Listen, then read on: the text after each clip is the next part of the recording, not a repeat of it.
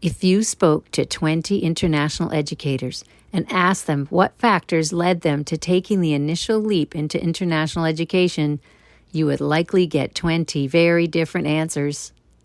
And if you interviewed as many as 94, well, you can imagine the stories you would hear. Such is the task that Dr. Ettie Zilber set herself.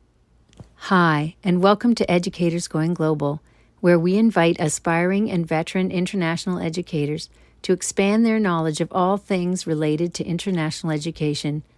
My name is Audrey. Between my co-host David and me, we have nearly 50 years of experience teaching overseas. Ettie joined Audrey for this episode and shared the 8 categories of catalysts, as she has dubbed them, that emerged from her doctoral research on this topic. She also shared many of the stories that her interviewees told her. As you listen to this episode, I'm sure you'll connect with at least one of the categories of catalysts, and you may even hear aspects of your initial Going Global story reflected in some of Ettie's.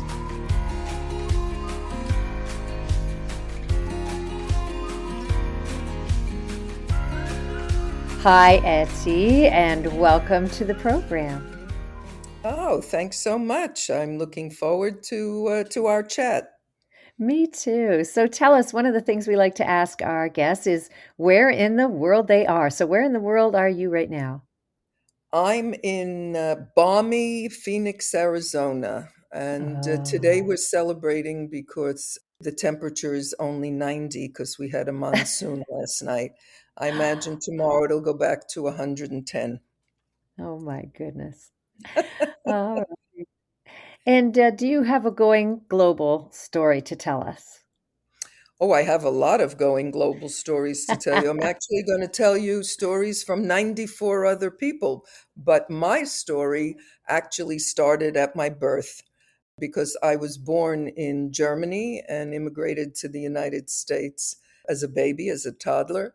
And I will be talking about it in some of these categories as part of my catalyst for developing this, what I call W4.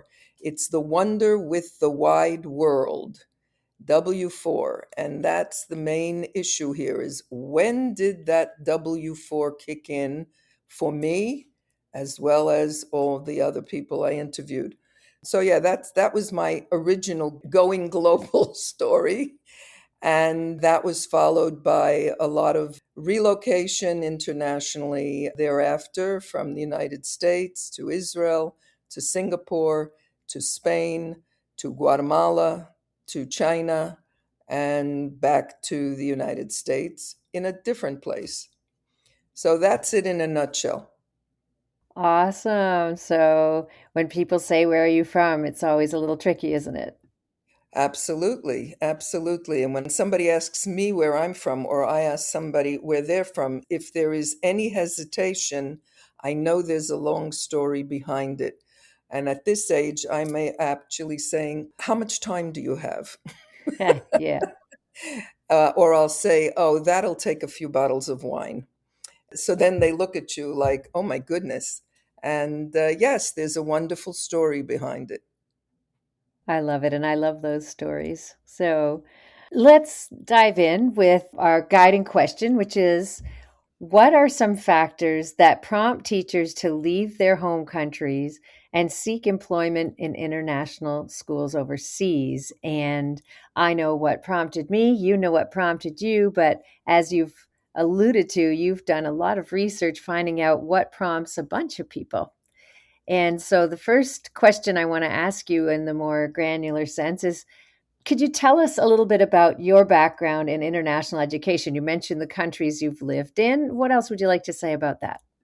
Well, each move had a different rationale before it and then after it as well. I'm sure that resonates with others. In my research, I was always fascinated not only with the kids who attend the international schools, with whom I realized that I identified, even though my background was different from theirs. I realized that there are similarities. It was only later with my research that I realized wait a minute, it's not just the third culture kid paradigm. It's something bigger. And we all identify if we fall under the another paradigm, which is called the cross culture kid paradigm. So I was fascinated with the kids in my school. I was also fascinated then later on as a school administrator with what were the what I call the catalysts for the first move overseas.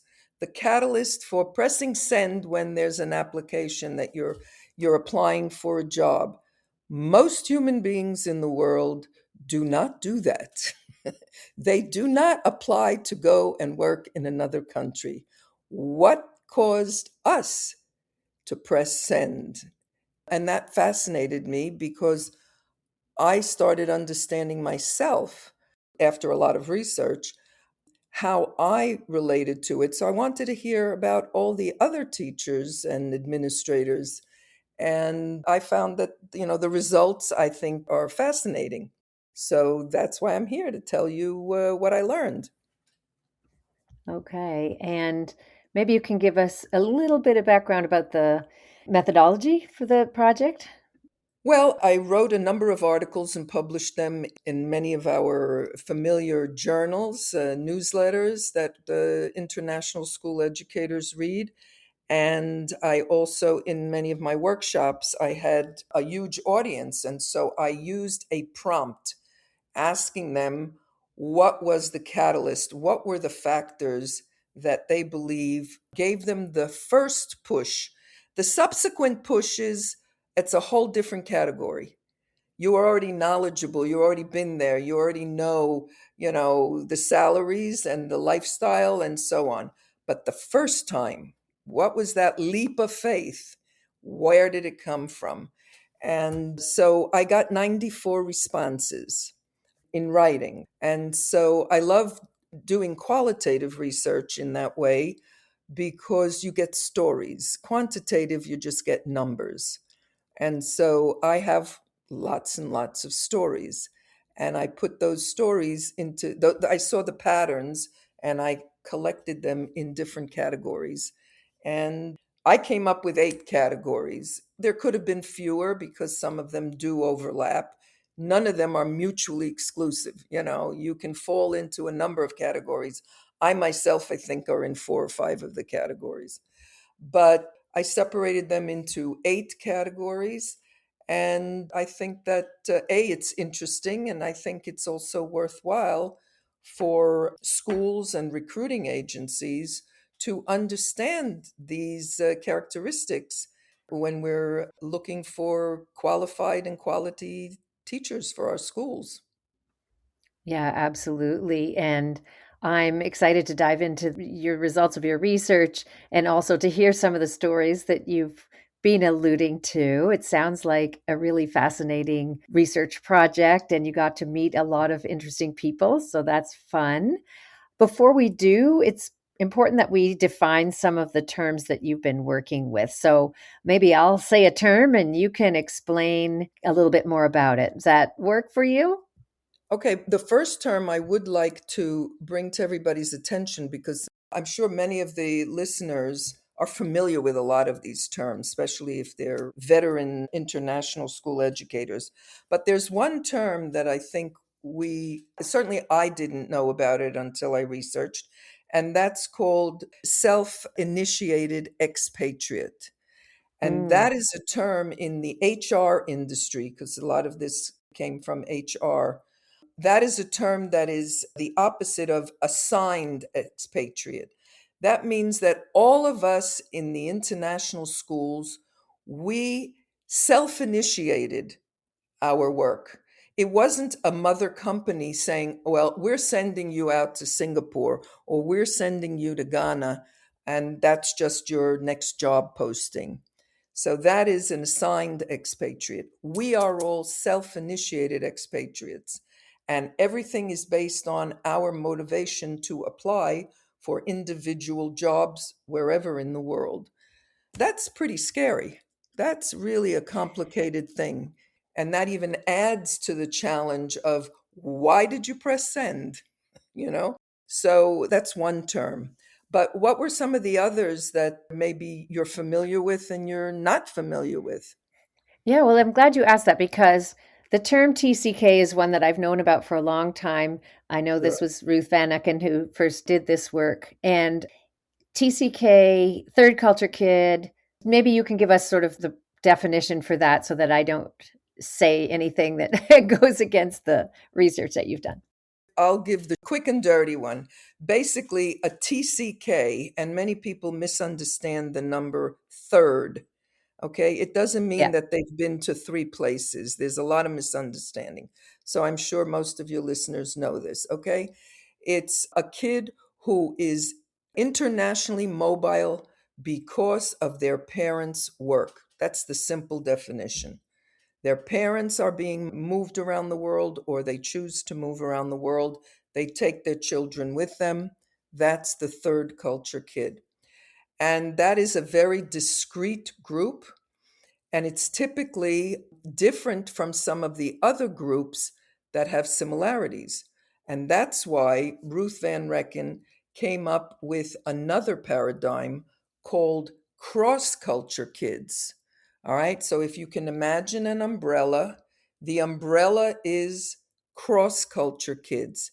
And under that umbrella comes third culture kids. That's only one element of it. But the other elements are domestic third culture kids. We think of third culture kids only as those who are gallivanting around the world with their parents. But you have domestic third culture kids who move around the same country, particularly a big one like the United States, to different cities. So that's another category. All right. You also have, under cross culture kids, you have children who are the product of a bicultural or a biracial parentage, right? Each parent is from a different culture or even a different race. All right. That's under the umbrella. What else is under the umbrella? Children of immigrants. Children of immigrants are under that umbrella, and that's different from children of refugees who are also under that umbrella. So, for example, I identify with children of immigrants because I was an immigrant. I identify with children of refugees because I was a refugee also. Children of minorities, all right, they also fall under this umbrella because they are living amongst a different majority. And so that's another element that I identify with as a minority. Then there are international adoptee children, kids who were adopted from other countries. And they fall into this category as well of cross culture kids. And then you have a group which has a name. We know it exists, but many of us don't necessarily think about it as falling under this umbrella. We call them educational cross culture kids. What does that mean? I bet you many of the listeners here are working, teaching, or leading schools where the majority of the kids in the school, but I'm talking big majority, are host country national kids. They're not from other countries, they are from the host country. And these kids are being educated 5 days a week, 10 months a year, from kindergarten to 12th grade, typically, by teachers from another world. All right. So they are coming in contact with another culture every day of their lives, pretty much. They also come under this umbrella because they are now dancing between two cultures. All right. So all of these characteristics and life experiences come together to answer this question: what were the catalysts that inspired you to apply for a job overseas? It wasn't that you were sent, you initiated it. All right. Does that make sense? It does. And maybe you can please clarify the term third culture kid. You said not third country that they've lived in, but third culture kid. What exactly is that? Okay, if you look at a diagram, a Venn diagram, right? And you're coming from your home culture, right? You're coming to this environment from your own culture. You're being sent to another culture, right? So you could say those are two. The result is a different culture. That's the third culture. It doesn't mean you've been to three places. It means you come with your culture, you come in contact with another culture, and this happens many times, right? And you form your own culture inside that. And you take that with you, whether you've gone to Argentina and Australia and China and Vietnam. Does that make sense? Right. So the third culture is that you're not really from your parents' culture because you haven't lived it necessarily, and you're not from the host country. You're from Correct. you're a separate culture unto yourself. And I know that third culture kids understand each other better than they understand their parents' culture, and they better than they understand the local cultures that they're living in. They gravitate towards each other and they understand each other better. And my daughter, who grew up mostly in Singapore, also in Saudi Arabia, but she went to university in the US, and she said to me that even though she went to school in Boston, after her 4 years there, she had not really met somebody that she felt was a true third culture kid that had the same experience as her. There were kids who were, let's say, from Nigeria that were studying in Boston, but they hadn't grown up the way she had as a third culture kid. So yes, I That's think it's exactly a quite right. a yeah, it's quite a niche. They are a culture unto themselves. You can call them a Yeah, hybrid culture. They are a culture unto themselves. However, they have developed the skill of sensitivity to the other. Therefore, she would probably feel very comfortable with those international students from Nigeria, right? yeah, She yeah, would be able to access their world as well because she's right, developed those skills. And that's, that we know that being a TCK definitely has a lot of positive skills that you develop as a result. right. So, yes, that's a good example. Okay, so those are important definitions because they play out in the results that I got. And because of that, I can categorize them. Might seem a little complicated, but it isn't. So now we've uncomplicated it. You ready? Okay, You so ready for I've the results? yeah, so you've got 8 factors that prompt people to decide to teach internationally, and the first one is a childhood as a cross culture kid, or CCK. And you've explained that there are many different versions of that. It's a whole umbrella. That's And right. tell us a little bit more about the results you got in the cases where people, that was one of their factors. Well, of the 8 categories, this was the top heavy one. All right. The majority of the respondents fit into this category in one way or another. Now, remember, I'm not talking, my respondents were from all over the world. All right.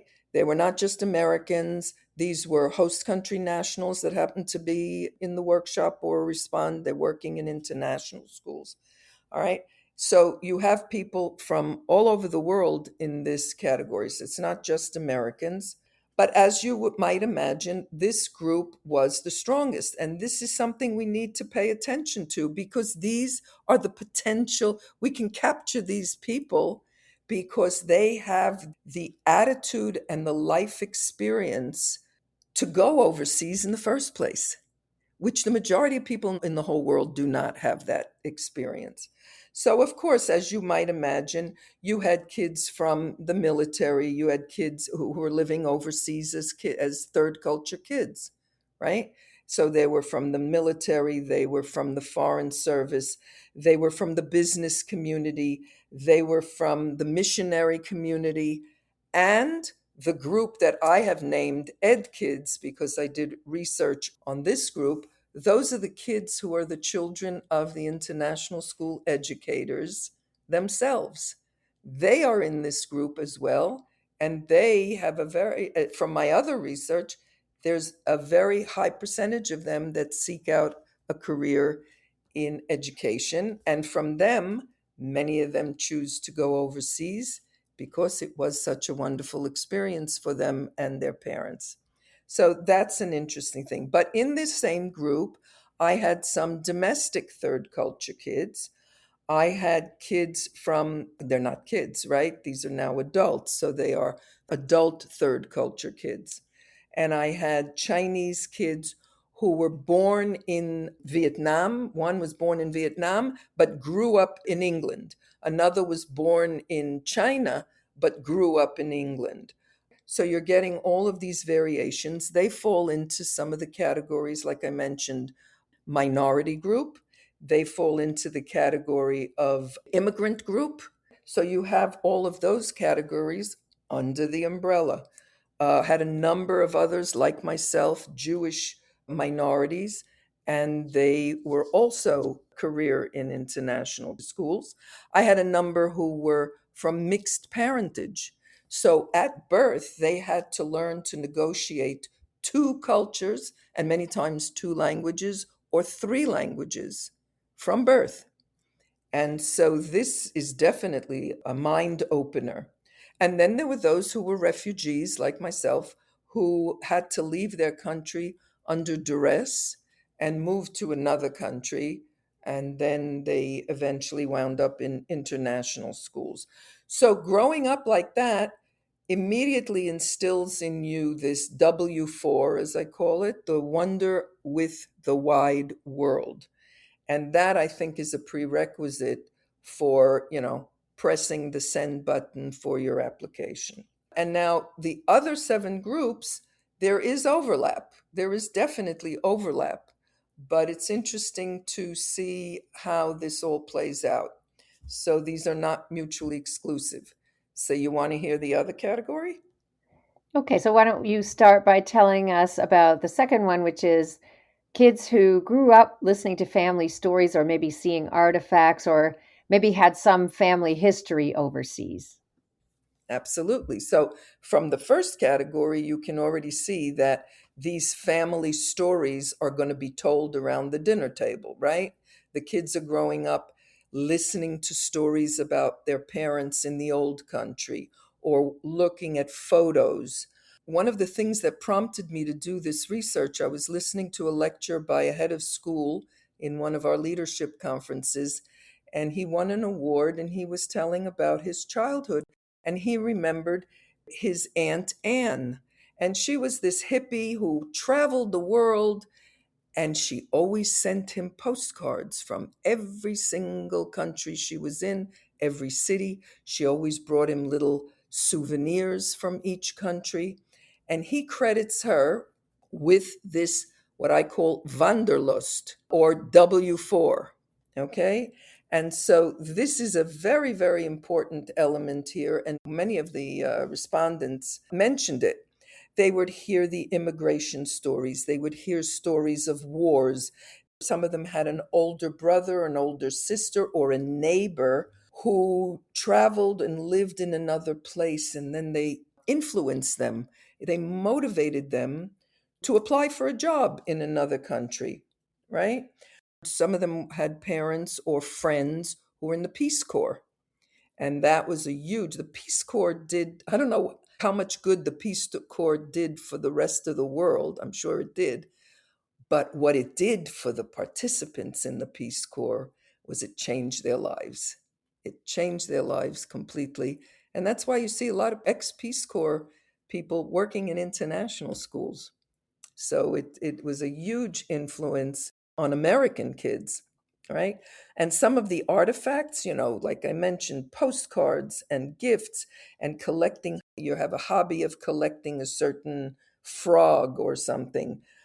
Clothing, these are artifacts. Furniture in someone's home, art, the food, right? And of course, photos and videos. And I remember myself as an immigrant child in New York, we had a neighbor who was in the Merchant Marine, and he lived down a few houses from us, very close friends of my parents.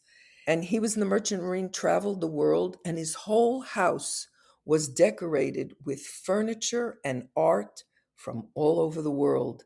And I loved going into that house. It was like being in another world.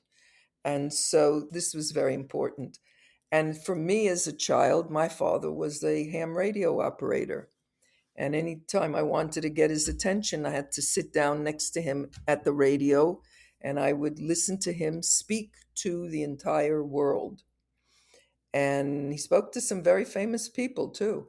And across the walls of his shack, as it's called, he had these cards that, they send each other QSL cards. And I saw them from every single country with stamps from all these different countries. And I started collecting stamps. This has a huge impact on kids and it remains with them forever. So that's when it's the family influence. And I separated this from the third category because there is a difference when it's coming from your family. There is a difference when it's coming from friends or colleagues who are not family, and even teachers. And this is something we should all be aware of. Teachers have a huge influence on the kids, huge. And that brings us to the third category. Right. And so even if your family wasn't necessarily historically from overseas, maybe it was teachers who influenced you, or when you became a teacher, maybe some teaching colleagues, or maybe just some friends who had stories or showed you some artifacts or just kind of helped you get bitten by the W4 bug. So tell us a little more about some of the results you got in that category. Yes, absolutely. Now, remember, a lot of the people who came into international schools, it wasn't necessarily their first career. You have many who have switched careers. And so they have had colleagues in other industries in a different world than our international schools. And those colleagues, because of their friends, they influence them with their life stories. So, for example, one had a colleague who was a third culture kid, and they would tell them all about living and growing up overseas. Well, so they were inspired, and some went on to even recertify and then apply for a job overseas. Sometimes it was a university professor who instilled that bug in them. Or, like I said, a friend who was in the Peace Corps and instilled the bug in you. A number of them were children of educators, or ed kids, who met up with them, sometimes teaching in the States, and they opened up this world of international schools. Because let's face it, most teachers in the world haven't got a clue about the existence of international schools. Somebody has to introduce you to it. Same thing with me. Had I not gone to Israel and found out that there was an American school in Israel, I would not have known about these schools anywhere else in the world. So somebody has to introduce you to it, and then there might be this click, right? Now, looking at it from non American, non English speaking teachers, I also had responses from teachers from China and Vietnam and Japan. And one Japanese teacher, there was an international school in his city, and he would see the kids coming in and out of the school, and he was just so attracted to this world that he eventually applied to become a Japanese teacher overseas in the international schools. And so that was something that impacted him. One of the teachers who was from Korea, she grew up in Korea. She was very much influenced by her English teacher, who told her stories about the United States and about traveling around the world and so on. And so she sought out a position in international schools. So there are a whole bunch of examples from each one of the respondents of what was that moment when somebody opened up your eyes to something new and it just excited you, right? And you went for it. And so that's another element, but it wasn't family.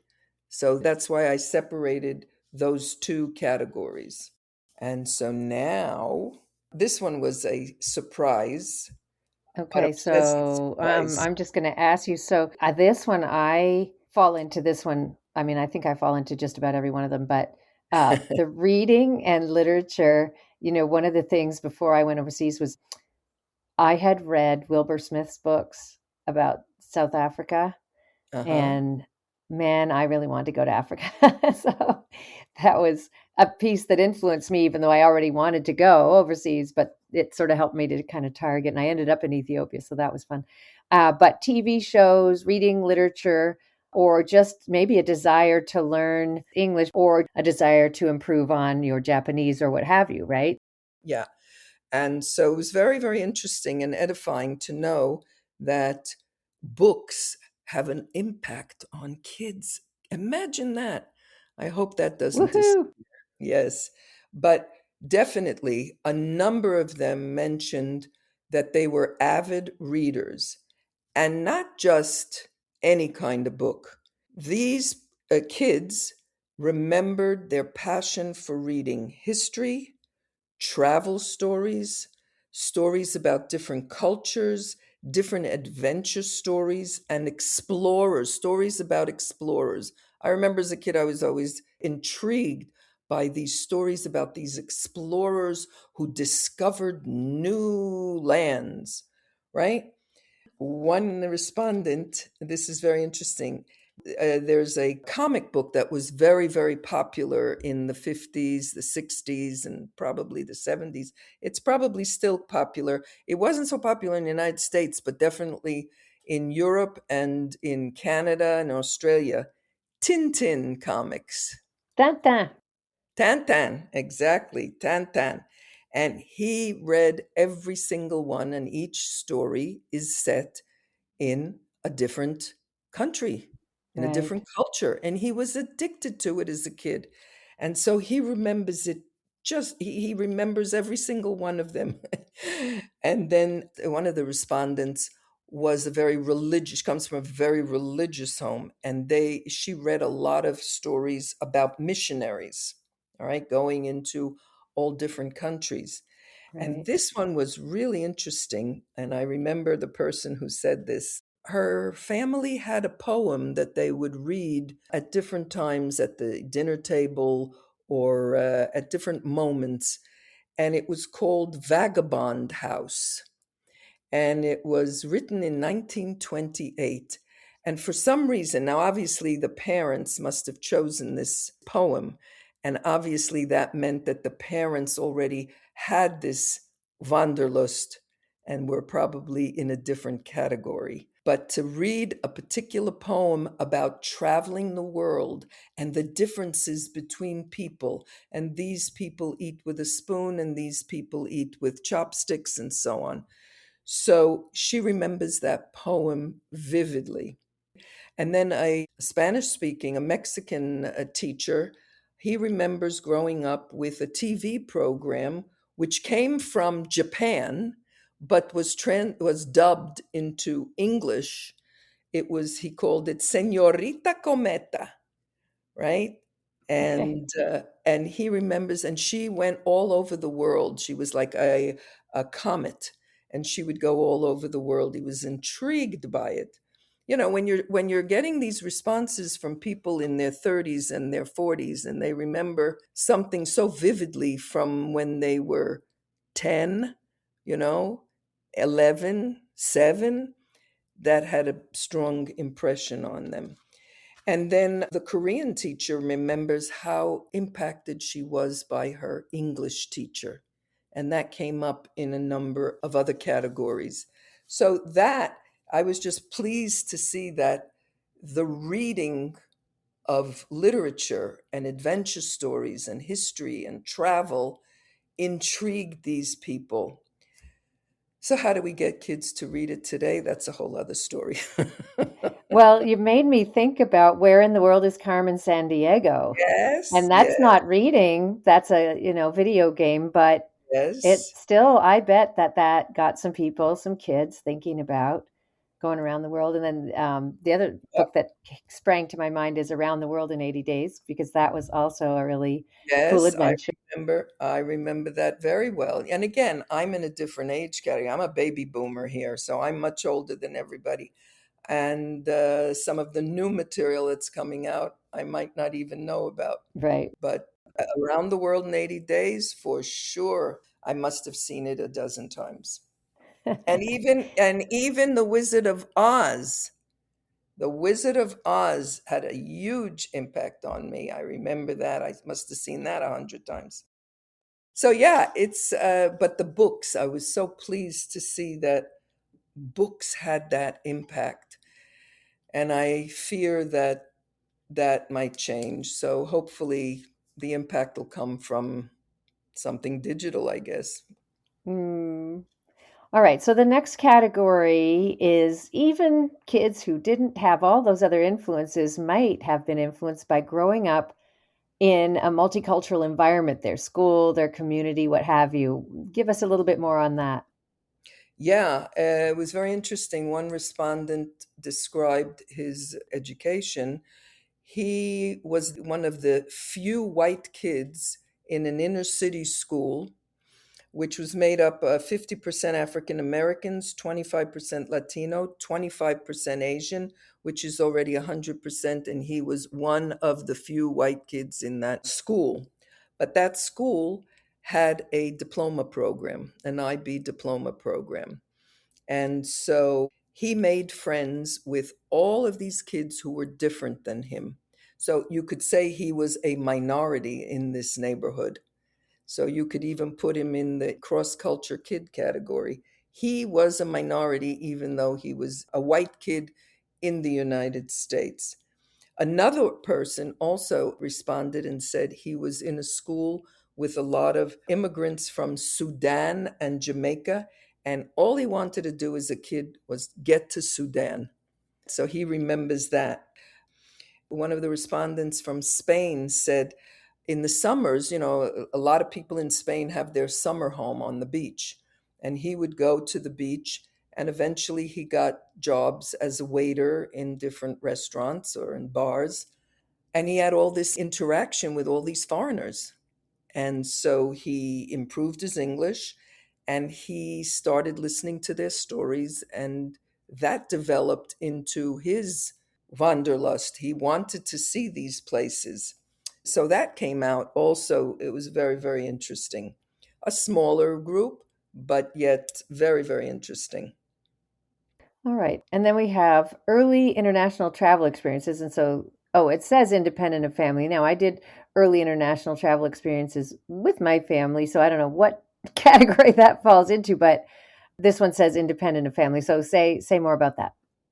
Oh, yeah. So clearly, if you're going around the world, you're traveling, your parents are into traveling, they're into learning about different cultures, that's going to impact you, and they take you with them.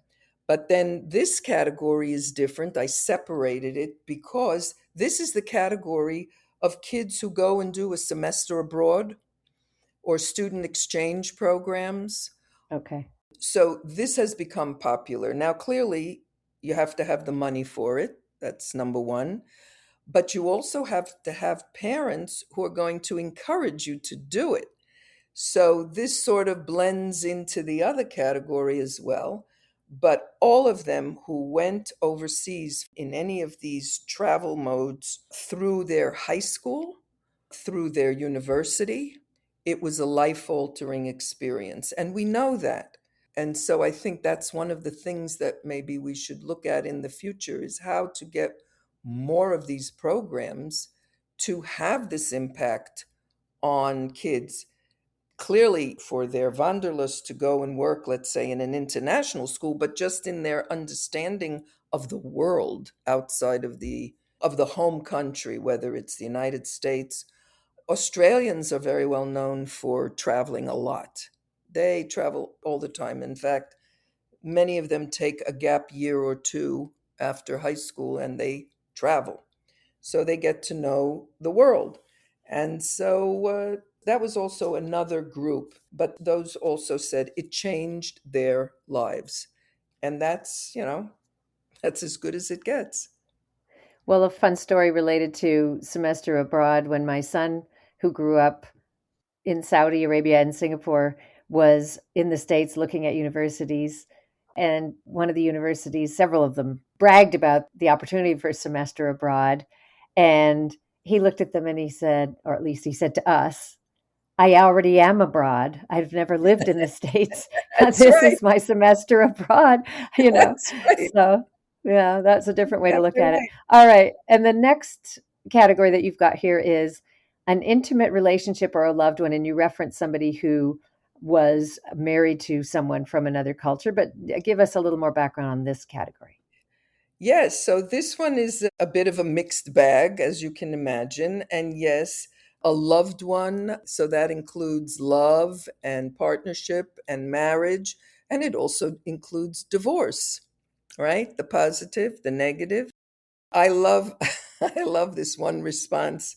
She said her first response to what brought you overseas, and she said, "A man!" Exclamation point, exclamation point, exclamation point. She says, "I Nice. followed my then French husband to Europe and found my first international teaching job there. I said bye bye to the husband when I saw he still wanted to keep his other two girlfriends. But I happily remained, yeah, I happily remained a gypsy teacher. It was all about pure pheromones and lust. He was a hottie." I know this teacher, she's hilarious, but it's true. And that was her catalyst. The man brought her to France, and she's still working overseas, and that's wonderful. But sometimes it happens like that. Sometimes through traveling or through meeting somebody at university from another country. They moved to their country, right? To the partner's country, the spouse's country, and they got a job in a school, right? And it happened to be an international school or a local school.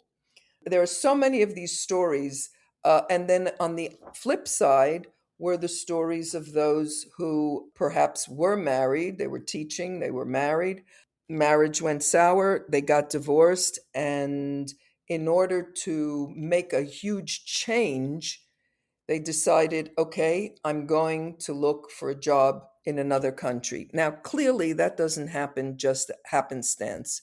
There must have been somebody else in their life that introduced them to the fact that there are international schools. But that was a reaction to a bad situation, right? She said, I'm going overseas. I'm going to go find a job somewhere else in order to get away from the pain that she obviously was feeling after the divorce. Another category was also interesting. One woman, an older woman, had an adult son who went to work in Hong Kong. And the mother came to visit her son working in Hong Kong, not in the school. And he took her to some street party in Hong Kong, and she met a bunch of other women who were about her age, and they were working in an international school in Hong Kong. And that's where the light bulb went off. And she said, okay, I'm going to apply too. And so that was because her son brought her out for a visit to his new country. And so there are quite a few stories like that, which are heartfelt and interesting. Also, sisters and brothers, loved ones, not just a romantic love, but family love, where you went to visit them and you were inspired, or somebody even got you a job in an international school. You know, there was an opening. They said, come on, come over. And they did, so Yeah. a little serendipity there too. I know some stories like that for sure. There's a woman who was teaching at my husband's school in Nepal, and she went over there to visit her sister, who was at the time the elementary principal at the school, and she ended up staying. So, all right. So now, just to segue a little bit into the last section, the last category, because it's a bit more of a push factor. And so maybe you could take a second and take a sidestep and just describe the difference between Push and pull. push and pull factors. Yeah, these are some things when I used to teach social studies. I remember teaching kids about pull factors that encourage people to or prompt them to move to a certain place, and push factors that prompt people Correct. to move away from another place. So maybe you can just describe those a little bit for a minute. Absolutely.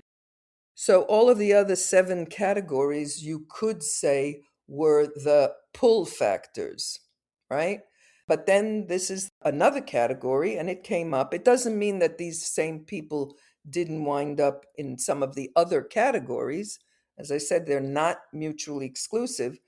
But this is the flip side. This is the push category where they were disillusioned, discontent with something in their life. You could say that, even divorce would fall in this category. So there is overlap. But something in their life that they were not happy about, something in their career they were not happy about, or something in the work environment that they weren't happy about. And so this is the category where a number of them said, when there was a recession in Europe and there were no jobs, or there was a recession in Canada and there were no teaching jobs, what do you do?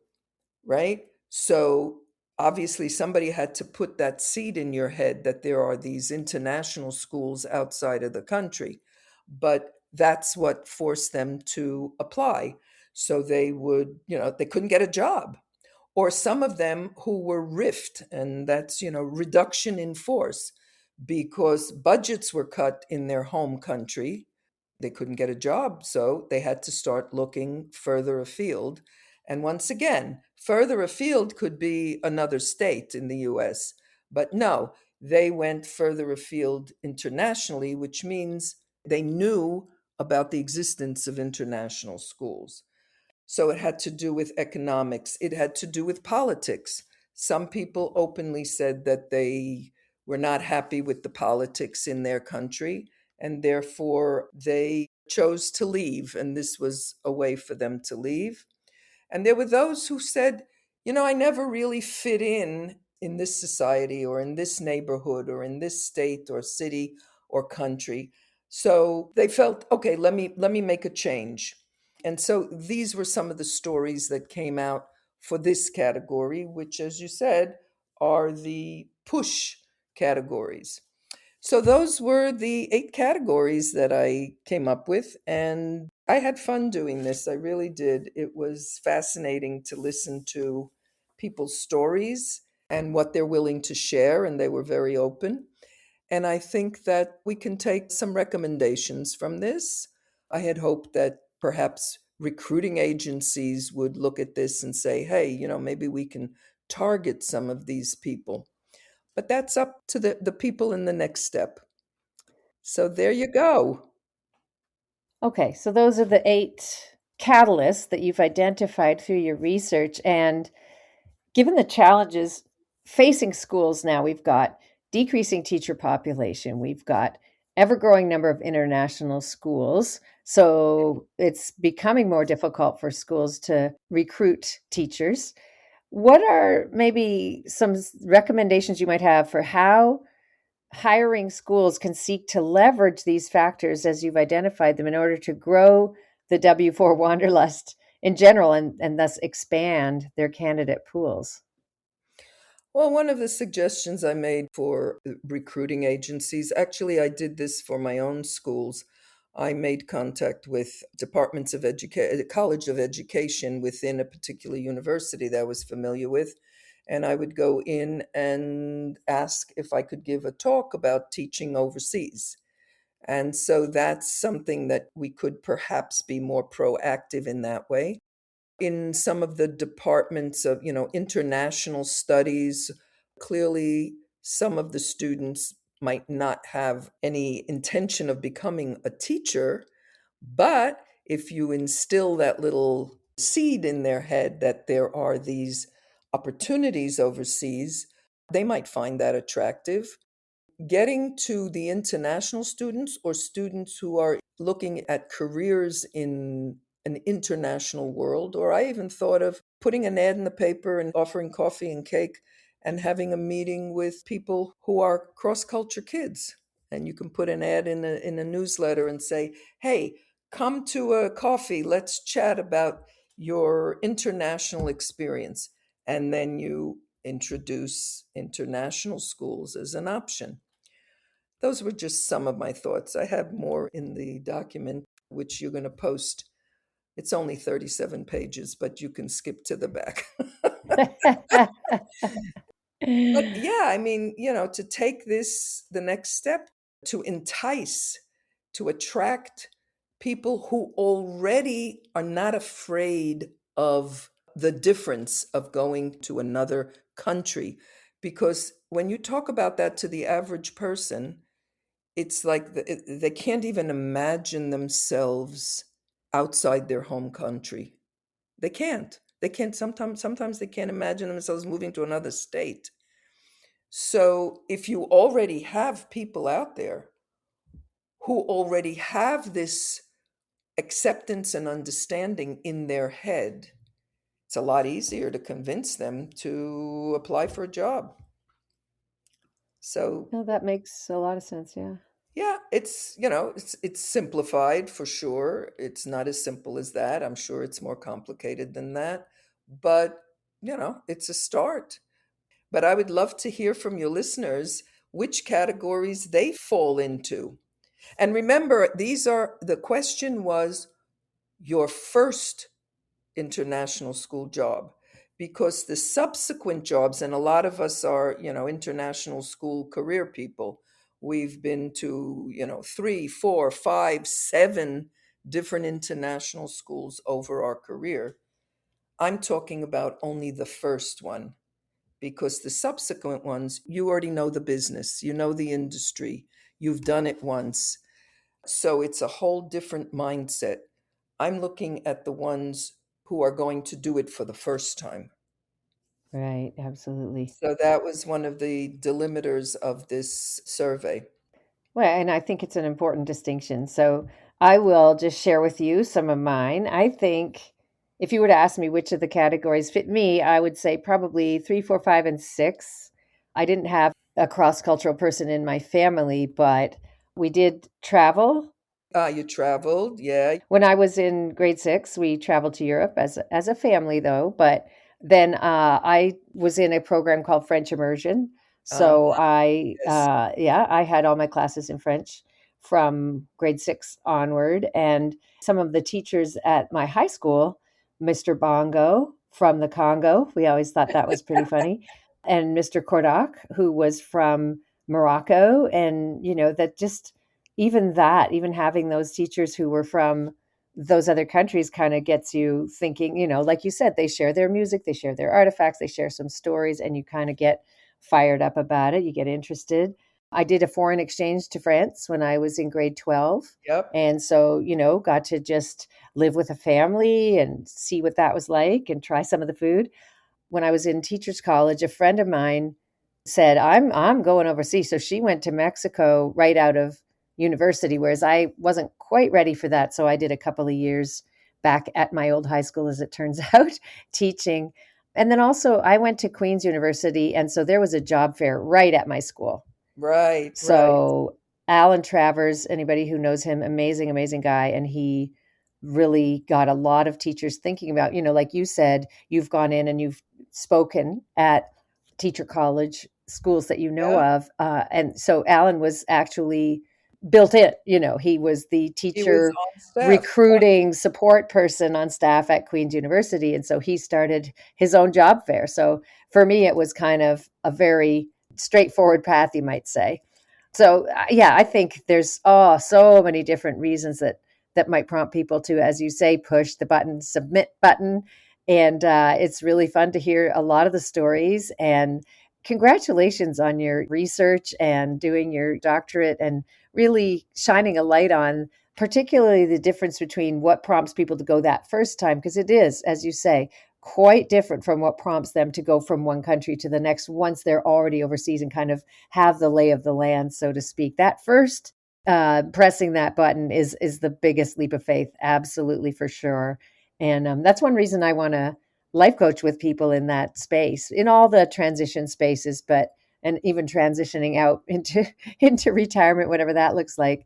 But I believe that is something that you can really help schools to retain folks if they understand what a challenge that is, and they follow up and not just on board but go further with it. So you and I feel like are on the same page for a lot of these thoughts. Thank you for all this information and sharing your study and the catalyst that you came up with. Very interesting and fun. Is there anything else you'd like to tell us about at this point? No, I just hope that your listeners will find it of interest. I know that you'll be posting it for them to read in its entirety. And I would love to hear from your listeners if any or all or many of these categories, if they identify with those categories, just like you shared from your life. I'm always fascinated to hear other people's stories. I love telling stories and I love listening to people's stories. I enjoy doing qualitative research. That's what I did with my doctoral research also on children of international school educators. And your listeners can contact me. You'll put my website out there for them, and they can contact me, and I'd love to hear from them. That's awesome. And you're also on LinkedIn, I believe, right? So we'll have that in our show notes as well. Yes, I'm on LinkedIn, and I'm just giving you the articles so they don't have to go search for it. So it's quite all right. That's handy. Thank you for that. Well, thanks again, Ettie. I'm so glad I ran across your information on your website and on LinkedIn. And we are going to have another show with Ettie, diving into the workshops that you've been giving for schools, international schools, on Holocaust understanding, right? And also cross-cultural understanding. So I look forward to seeing you again. But thank you so much for taking the time today. It was really enjoyable and very informative. Well, thank you for the invitation. Thanks for reaching out. I appreciate that. And we'll see you again. All right. Take care.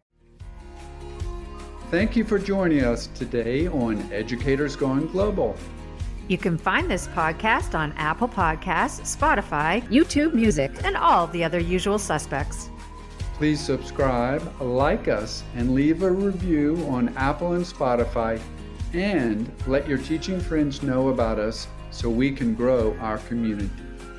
Please reach out at educatorsgoingglobal@gmail.com and join our Facebook group, Educators Going Global, if you have ideas, comments, or wish to share a Going Global story of your own. You can also find us on Instagram at Educators Going Global. Please visit our website as well, www.educatorsgoingglobal.com. All our podcast episodes are on there by topic, along with blog posts, Going Global stories, and our ever-growing resource library. For now, this is Audrey And David. inviting you to travel, Teach. and connect with us.